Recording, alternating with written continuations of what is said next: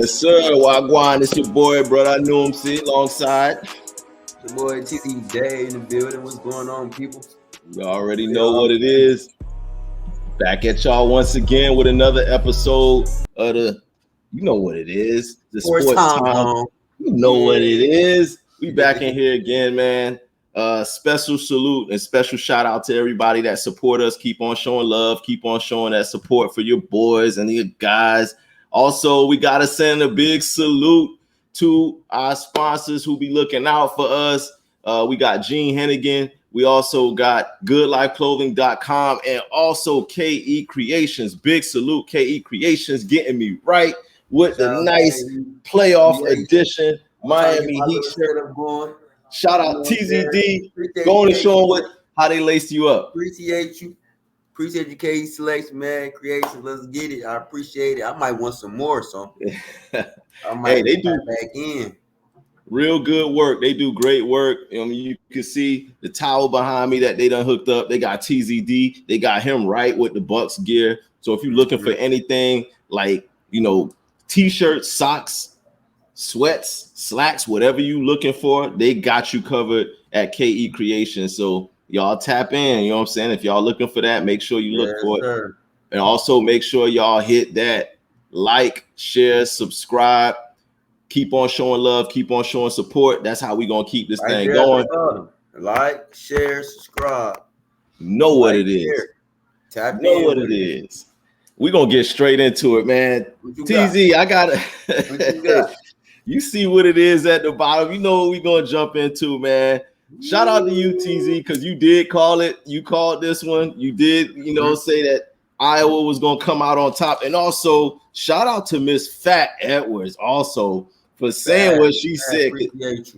Yeah, on that last show, she came real about LSU. She said that they was basically undisciplined and that they kind of lazy.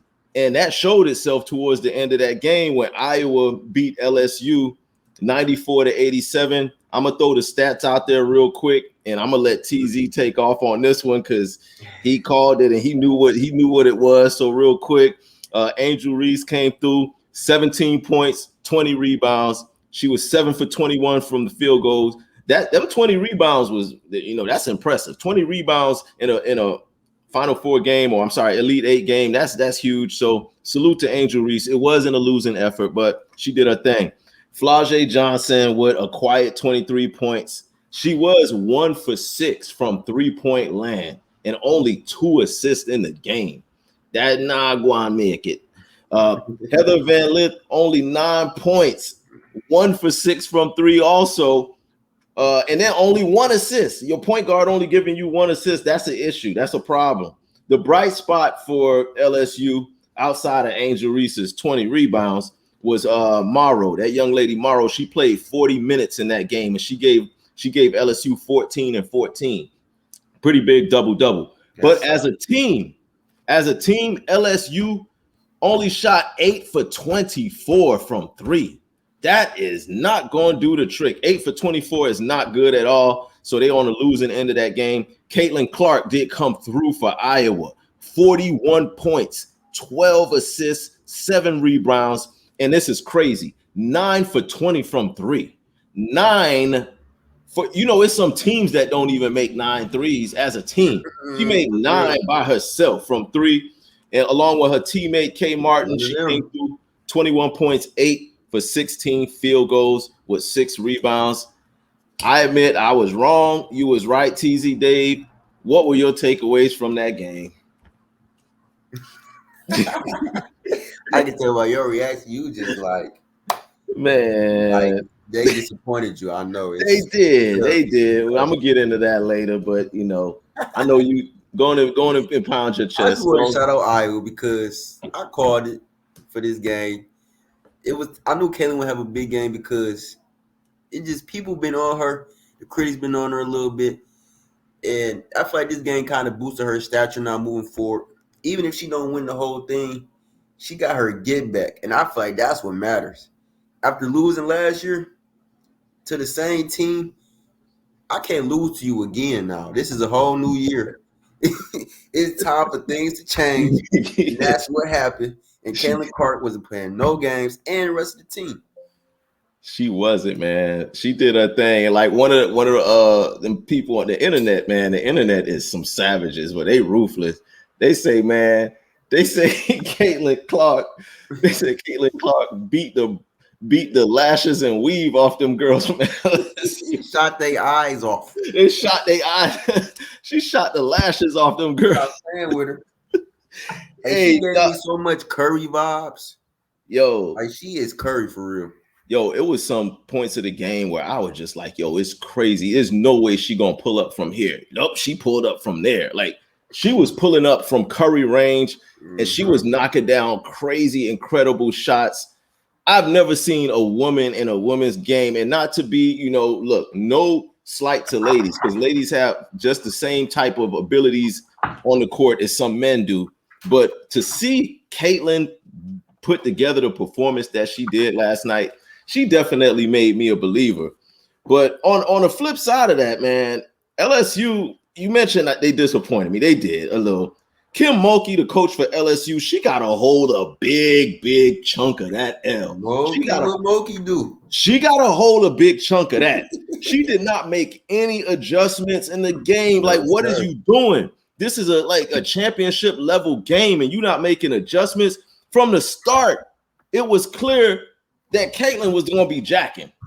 From the start, you knew Caitlin was just going to come out jacking them. I think her first shot of the game was from range. It was a deep three. Her first shot was a deep three. And like I text you, from that point, Kim Mulkey should have went to her timeout. She should have called a timeout immediately at that point. Stop the game, change up your little strategy, change up what you're doing, because clearly it wasn't working. Whatever that strategy was that she had was not working. So it just didn't make any sense to me the way, if you see from Jump Street, Caitlin Clark she got it going. Her first shot was from range. She hit that. At that point, if you Mulkey, call a timeout, switch up the strategy, because that game plan was clearly not going to work. And I mean, the idea of her leaving Heather Van Lee on Caitlin Clark was a horrible decision. I mean, God bless Heather Van Lee soul. She did everything she could. She tried, but there's not a single person that I know of that can single cover Caitlin Clark man to man. There's not a one person that I can see doing that. So I would think that Mulkey would have at least tried to switch it up, maybe run a half-court trap, try to get the ball out of Caitlin's hands, force somebody else to be the playmaker, force Caitlin into coming off of screens or coming off. But none of that. She single covered Caitlin with Heather Van Lee for 80% of the game. Then she tried to put Flage on her. And at that point, it was too late because Caitlin was already cooking and Flage was already in foul trouble. So, I mean, at the very least, if she would have went to Flage from the start and had Flage cover her from jump, at least Flage could have used those fouls on Caitlin and try to wear her down a little bit, which probably still wouldn't have worked, but it would have been a better game plan than what they came in there with. I just didn't see that working at all. I've seen Caitlin Clark get trapped 2 times all game, and that was the first quarter. The rest of the game was single coverage, and they was going under the screens. It was crazy. You text me that too. You was like, I only seen them trap her like one. That's insane. Even Caitlin Clark on a college women's level is a Steph Curry. Mm-hmm. When Steph Curry is cooking like that, you see teams start to scheme against him. You see teams start to trap him, try to take the ball out of his hand and do other stuff. Now, he's Steph Curry, so he's still going to get his, but you got to at least try to mix it up. That was horrible. And then Flage, speaking of Flage, getting in foul trouble so early in the game, and you supposed to be one of the best defenders in college basketball, and you start off in the first 2 quarters, she already got 4 fouls. That don't make or 3 fouls, something like that. That don't make no sense. That basically nullified her effect on the game. And then her going 1 for 6 from 3, that not going to make it either. So 4 turnovers on top of that, Flage. 4 turnovers. After all of that hoopla and all that drama that happened with your brother hopping over the stand, trying to get, rough up, trying to rough up the center for South Carolina, and then your sister come out there and put together that kind of performance in an Elite 8 game. That's just not going to do it. Flau'jae talked a big game. Maybe all them commercials that she's in, or maybe she got a mixtape coming out and she was in the studio with Weezy. Or so. I don't know what it was, but all of the talk and all the hype, it didn't mount to nothing last night in that game. So I can't really give too much. I feel like they expected too much for her on the offensive end because she got to help Angel Reese. So, that kind of played a part in her playing defense because she was too busy focused on offense and couldn't really find a rhythm. So maybe that's why she was kind of out of rhythm trying to play defense and in foul trouble pretty much the whole game. And maybe that's why, and that's the only reason I can give Moki for not putting Flau'jae on her earlier, is maybe she wanted Flau'jae to conserve her energy for the offensive end. I mean, she did give you 23, but that ain't enough, especially if you 1 for 6 from downtown. That's not going to work. That ain't enough. And Caitlin was cooking. I mean, she was pulling up from Las Vegas. She was making shots she had the drive going. Yes, sir. She was distributing the ball, hitting her open shooters. I mean, she had 12 assists. 7 rebounds. She was literally doing everything. She had the whole total package going. She was Lex Luger last night. She did her thing. She had everything going, and it wasn't nothing really that could be done to stop her. So, I don't want to take nothing away from Iowa. They did their thing. Salute to Iowa for getting back to where they were last year. Like you said, they took it personal. They had something to prove from last year. So they came out, and from the jump, Caitlin put that team on her back, and she was like, yo, watch this. Then the whole world watching, and we all watched greatness. I mean, it's just crazy watching her emergence. She's consistent with it. She plays the game the right way. She doesn't force anything. Mm-hmm.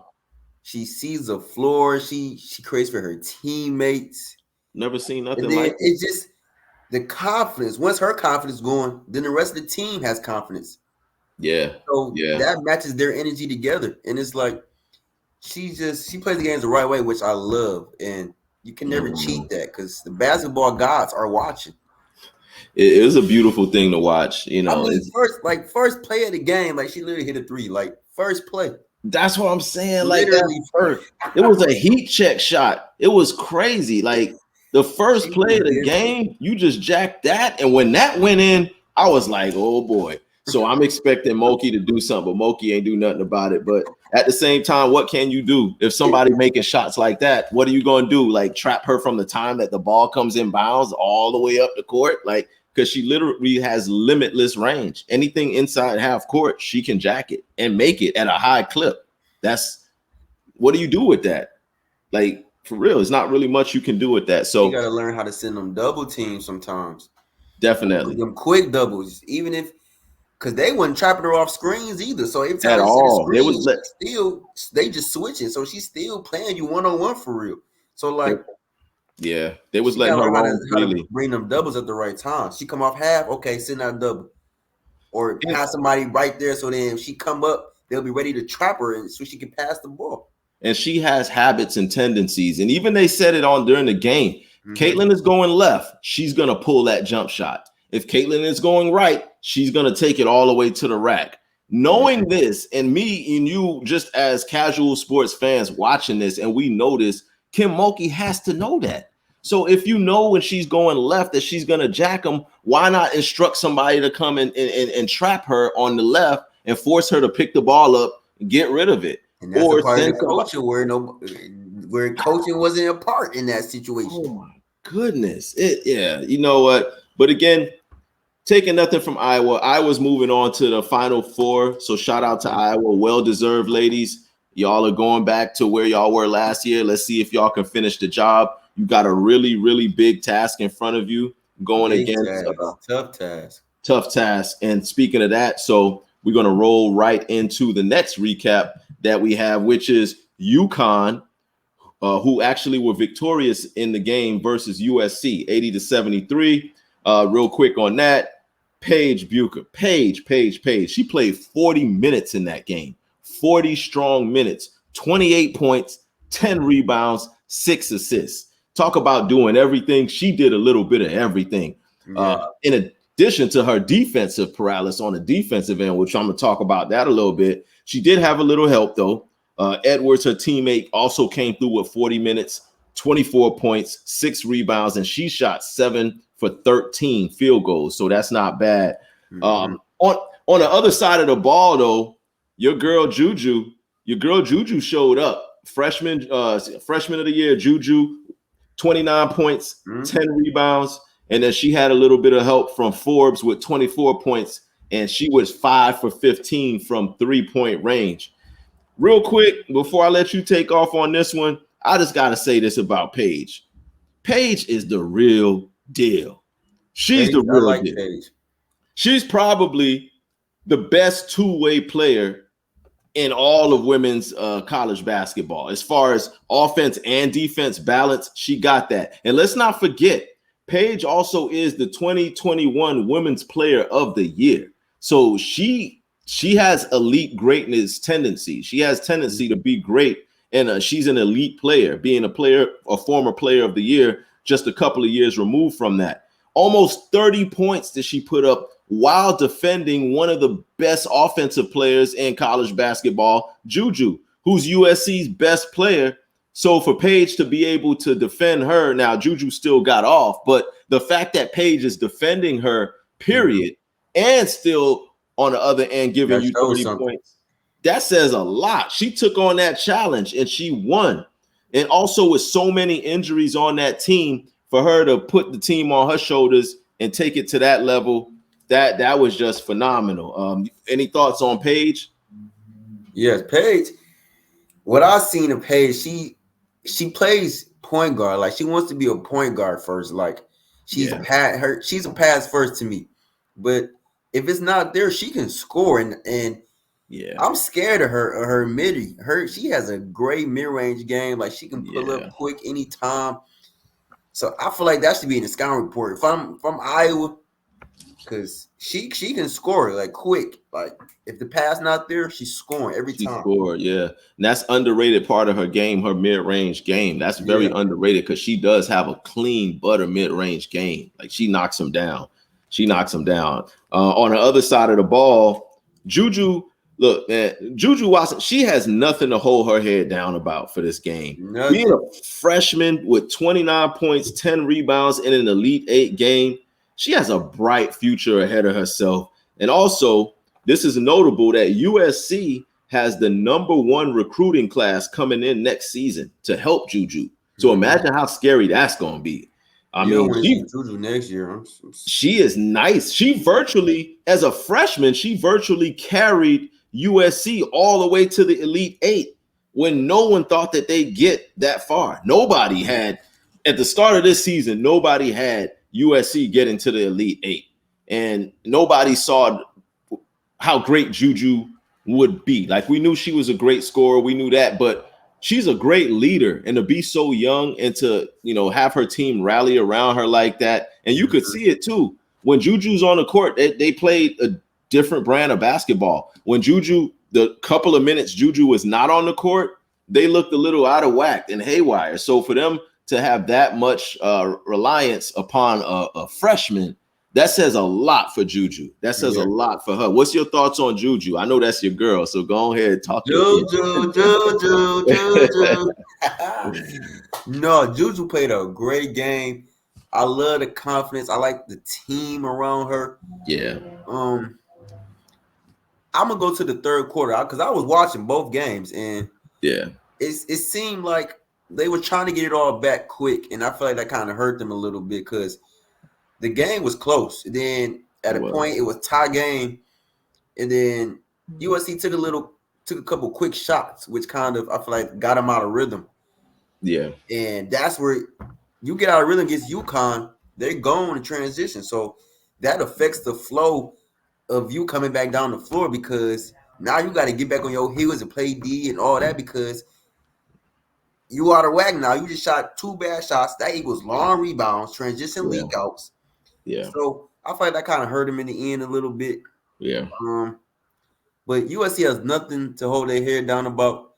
They're going to be a great team upcoming. Juju, sophomore year will be lethal. It's going to be crazy. And just to go back to that game a little bit, I think what it came down to more than anything, and you know, to your point about those ill-advised shots that they took, you know, that's just a sign of a team that's led by a freshman versus a team with a veteran like Page as their leader and just the overall experience that UConn has in these moments, in their coaching, their play calling, their execution down the stretch. They don't make those poor mistakes. They don't take those ill-advised shots. They don't take, you know, they don't give you an opportunity to get back in by them making mistakes. If you're going to beat them, you have to beat them. They're not going to beat themselves. And that's kind of the difference between what I saw in that game with UConn versus USC. USC's talented team, really, really great young leader in Juju. But when your best player and your leader is that young and a freshman, you can understand, you know, this stuff is going to happen where they're going to try to get the game back in 1 or 2 shots, and they're going to take bad shots. They're going to make ill-advised passes. They're going to turn the ball over in key moments. It's just things like that you got to account for when you're looking at such a young, inexperienced leader of a team. But like I say, nothing to hold that they learn from, because usually that's how young teams play. So they learn from them young mistakes. And they get better and they grow, and that's just the game. That's for everybody.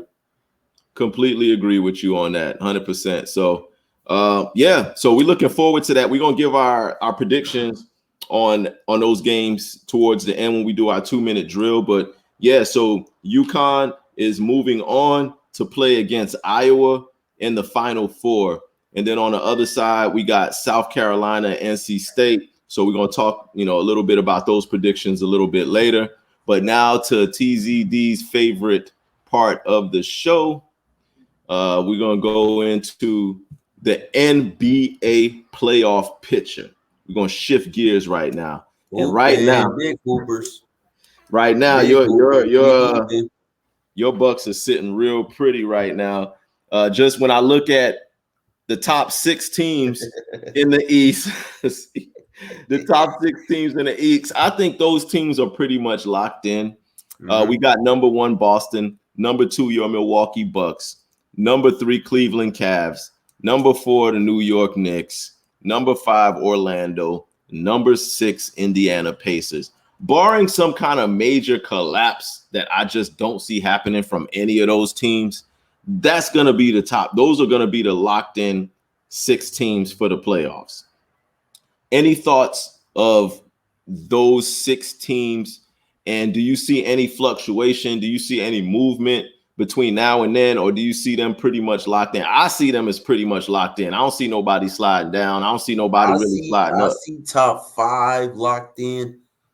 6 is kind of up and down because it's like a game or so between Miami and the Pacers. So it is. It's still a couple games left to make ground up, especially when you're only up 1 or 2 in the win or loss. So it's possible. That's the only thing I can see changing. It's possible. And I thought about that too. But when I looked at Indiana's remaining schedule, I mean, them boys got a cakewalk. I don't see them really losing to Brooklyn. They got like a couple of other teams that they play that are subpar. So I don't know. I mean, my Miami Heat, we have a really big game right now. I mean, we're locked in. Well, right now, I ain't gonna say we locked in, but right now we're in the 7th spot behind Indy. And Indy is 6-4 in their last 10 games. Tonight, Miami is at home against the New York Knicks. This is a rivalry game. This is a rivalry game against the Knicks. We need every win we can get in Miami just to hang on to the 7th spot. Or if we're lucky, if Indiana does sneeze and they fall out of that 6, then we can possibly slide into the 6. But bottom line is we need every win we can get.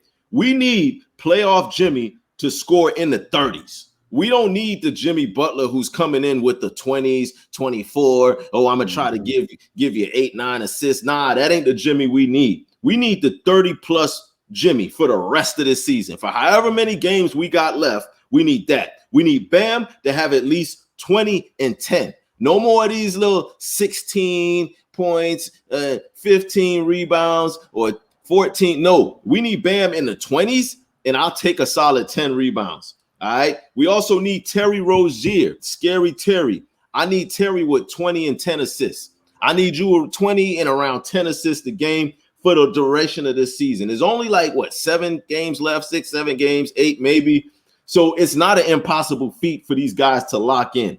This is a measuring stick game tonight against the New York Knicks, against a team we could very well see in the playoffs, considering if we hold on to the 7 and then we beat the Bucks in the first round, which I love to see that. Wait to see that. Which is possible. But we need to turn up right now. Like all of the inconsistent play, all that got to stop.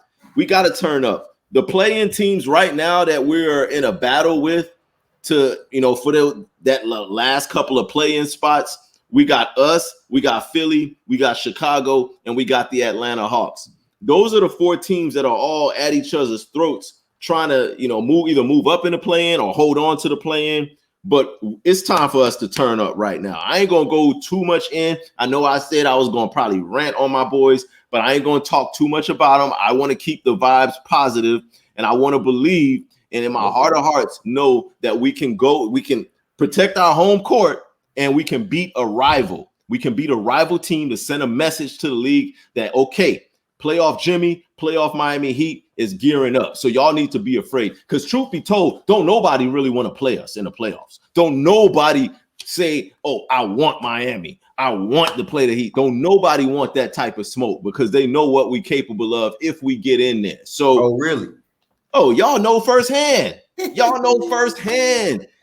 We took care of y'all in 5 games last year. So just to sound good. It could happen again. I'm not saying that we're the same team as last year, but we need to turn. If we start turning up right now, then we have a really good chance of making some noise in the playoffs. Okay. I'm going to shift to the Western Conference right now because I know you got some boys over there in the Western Conference, but the Western playoffs as well, they're pretty much locked in the top 6 as well. We got OKC number 1, Denver Nuggets number 2, Minnesota Timberwolves number 3, LA Clippers number 4, number 5 is the Dallas Mavericks, and number 6 is the New Orleans Pelicans. Do you see any movement with those teams, or do you see them as locked in? I'm gonna do the same. 5 and 6 could be just swapping out. Besides that, I see everybody else pretty much staying where they are. Okay. Especially depending on the schedule as well. So yeah. I gotta take a look. I didn't really look at the schedule for the Western Conference as much, but I'm gonna take a look at that tonight. And then on the next show next week, we'll go a little bit further in depth with the playoff picture. But I do see that the teams that are in the play-in teams look pretty much locked in. I mean, unless you got so we got Phoenix number 7, Sacramento number 8, the Lakers number 9, Golden State number 10. But the Houston Rockets are right there. They're like 2 games behind Golden State. So Golden State lose a couple of games and Houston strings together a few games, and that could easily be a flip-flop, and Golden State could see themselves out of the play-in. Do you see Houston as a threat at all based on what's left in the season? I know we didn't really look at their roster or their schedule, but so you don't have any concern about Houston. You think Golden State's Warriors will secure that 10th spot and will make the play-in game. It's very, very possible. It's very possible. So big game on Thursday. We do play the Rockets in Houston. So that's the game will determine a lot too as well. That is a huge game because that game actually is going to probably determine the play-in, especially if y'all lose a couple games in this little stretch, and if they go on like a nice little winning streak or anything like that, then that could definitely be a huge game. When is that game for all the people at home? When is that game? Do you know when that is? Thursday. On the schedule? This Thursday. Oh, this coming Thursday versus Houston Rockets in Houston. Okay, that's definitely something that we need to look into. Big game. All right, that's huge. So we're gonna keep our eyes on that. For y'all at home, make sure that y'all circle that game so y'all control TZD. If Golden State loses that game, I want y'all to flood the comments and let them have it. In the chat. I know it's some Warriors fans out there. Come on, Warriors fans, put Warriors in the chat for that big game on Thursday. Warriors versus Rockets. Let's do it. Yeah, just like y'all be getting on me. Y'all better give. I want the same energy at TZD. Y'all better give him that same. All the smoke. All the smoke. That's how we doing it. But yeah. So we got big games coming up tonight. Like I said, we gonna wrap this up here in a second. But before we do, like we always do about this time, you know what it is. This is the history moment of the week. This is what I got for you, TZD. On this very day, this was a little bit before your time, but on this day in 1984, in the 46th ever NCAA men's basketball championship game, Georgetown Hoyas beats the Houston Cougars 84-75 behind the center for the Georgetown Hoyas, Patrick Ewing's tournament most outstanding player. Shout out to Patrick Ewing. For those of y'all who don't know about Patrick, y'all Google him. I know y'all Knicks fans know who Patrick Ewing is, but Patrick Ewing was also the center for Georgetown, and on this day, he won a national championship as the most outstanding player of the tournament. Also, salute to his coach at that time, John Thompson, who was the first ever African-American head coach to lead his team to any NCAA Division I title in any sport. Shout out to John Thompson for that. May he rest in peace. John Thompson is no longer with us, but his son is still here with us, and his son is an exceptional coach as well. So salute to John Thompson. Salute to Patrick Ewing also. Y'all make sure y'all do y'all history lessons and notes, and y'all Google Patrick Ewing if you don't know nothing about Patrick Ewing. So check him out. Patrick Ewing, top 75 player, if I'm not mistaken. Most definitely is. Salute to TZD for doing his homework and knowing his basketball history. You know what I'm saying? But yes, he is one of the 75 greatest players. He was also a member of the New York Knicks, of the 1999 New York Knicks, when they played against the San Antonio Spurs. They did lose to the Spurs in the finals, but Patrick Ewing was on that team, and he was a heavy contributor to that game. So shout out to Patrick Ewing, shout out to John Thompson, and that was our history moment of the week. Now we are in our 2-minute drill, rapid fire 2-minute drill type stuff. This one I've been wanting to throw this in the 2-minute drill for the longest, because I've been waiting since last Friday to talk about this one. Victor Wembanyama, last Friday, the Spurs beat the Knicks in overtime. And in that game, Jalen Brunson scored 61 points, and he wanted to keep the game ball. So your boy Wemby, he took the ball and then chucked it into the San Antonio wilderness. What a savage, Wemby. Turn me up, Wemby. That's what we talking about, Wemby. That's savage. I love it. And the look on Jalen Brunson's face was priceless, because Wemby, you could see Jalen was going towards the ball like he was up, and Wemby was like, want it? Nope.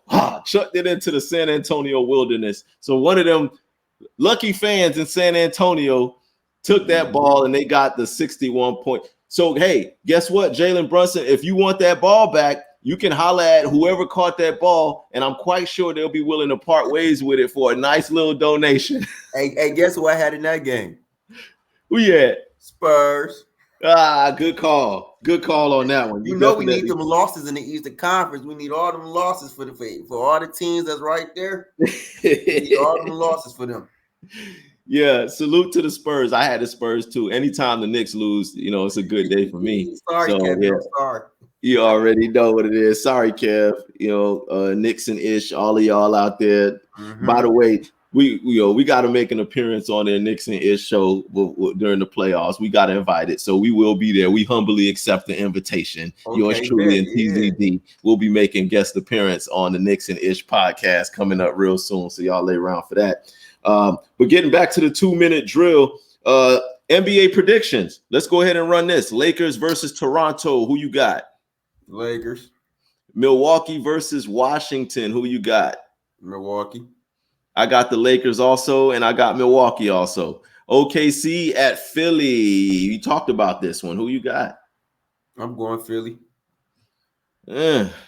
Based on the injury report and who you said is playing and who's not, and plus Philly is really trying to do something, I got Philly. New York Knicks coming to Miami. I got my Heat because we need this more than the Knicks do. Who you got?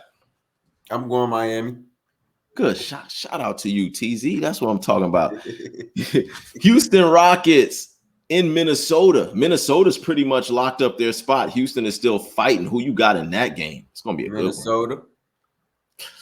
I got Houston. That's going to be a good game, but only because I feel like Houston really needs that game. I got Houston Rockets. Minnesota needs this game, I think, too. I can see your point. 50-50. I got Minnesota.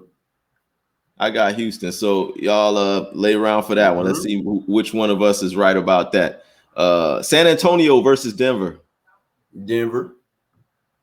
San Antonio's been cooking lately. Them boys they've been winning. They rattled Denver at home. They rattled off a few games, but yeah, they're not going to beat Denver at home. So I got Denver Nuggets too. Hey, Wemby, you had a good run, but it's starting to wind down for the season now. Y'all boys get ready for Cancun. It's coming soon.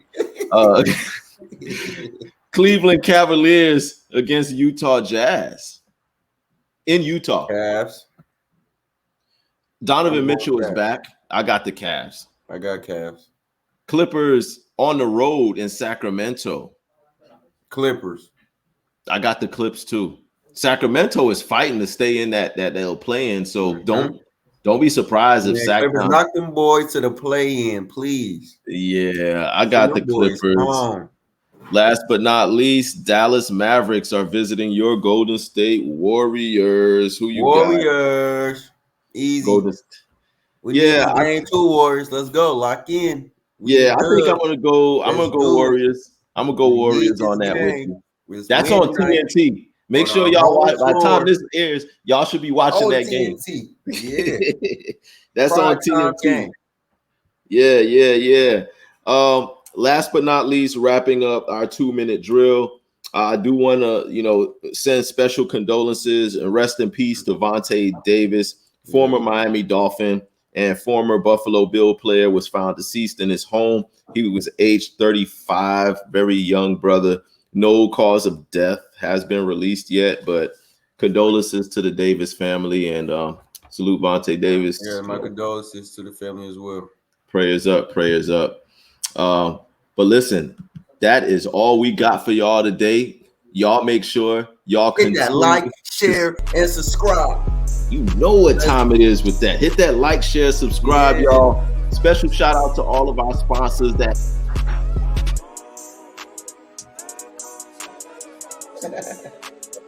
everybody, goodlifeclothing.com.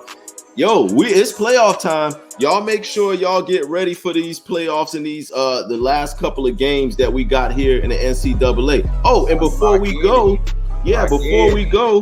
who do you got in this NC State versus Purdue for the men? I'm going Purdue. I got NC State. Alabama versus UConn for the men. I like Alabama. Alabama has they got some nice young talent over there. Now the difference is it's gonna be the experience. Cause who they playing? I just forgot. Bama. Bama is playing UConn. They playing UConn, yeah. UConn, yeah. I got Bama. The experience, that's the only thing. I don't know. So get off the fence, TZ. Who you going with?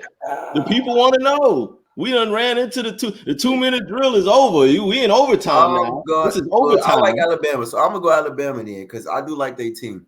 All right, so we both got Alabama on that one. Good deal. And let's swing to the women real quick. NC State versus South Carolina. I like South Carolina. I ain't betting against them. South Carolina is my pick to win it though. It's still so. I'm going Dawn Staley got them girls like. But don't count out CC. Oh, not at all, not at all. And salute again to Miss Fat Edwards. She say that South Carolina's second string is actually more talented than their first string. So when you got a bench and depth like that, how can you go against them? UConn women versus Iowa women. Who you got? I'm going with Paige and the experience of UConn. I know you would think I learned my lesson by going against Caitlin Clark. But something has to be said for the experience of UConn and the coaching of Gino Auriemma. This is not Kim Mulkey making bad coaching decisions. This is Gino. I feel that. I understand. Yeah. That's such a valid point. Can't be mad at that. But I'm going Iowa. Let's do it, CC. You gotta stick with you. You gotta stick with the date that brought you all the way to the dance. I feel you. I understand that. So, but yeah, we got a powerhouse week and weekend of sports coming up again. So we gonna catch y'all on the flip side. This is yours truly, brother. I know I'm here, and boy TZ Day. Y'all holler at us on the flip side. This is the Sports Time Zone. Once again, the only sports podcast bringing you 2 different generation of sports takes, and we gonna holler at y'all on the flip side. Like, share, subscribe. Yes, sir. Peace.